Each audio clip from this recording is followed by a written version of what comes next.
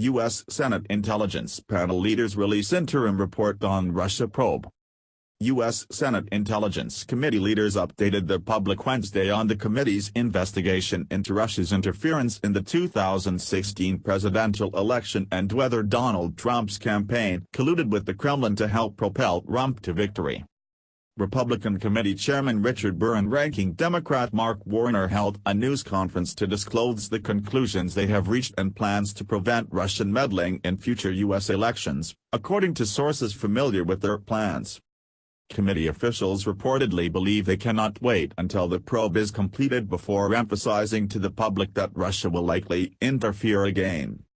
The majority of Trump's national security team agree with the intelligence community's conclusion that Russia had indeed meddled in last year's election in favor of Trump. The president, however, has not said he believes them. During the course of the investigation, committee members and staff investigators have conducted mostly behind-the-doors interviews with several members of Trump's inner circle and the intelligence community. Trump's former campaign manager Paul Manafort was interviewed, as was senior White House advisor Jared Kushner, who also is Trump's son-in-law.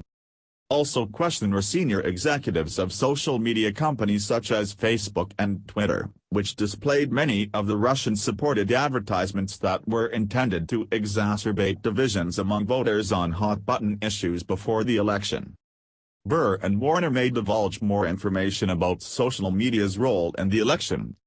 The committee has scheduled only a handful of public hearings, during which intelligence officials and the committee leaders have underscored that last year's elections probably have encouraged Russia to interfere in future U.S. elections.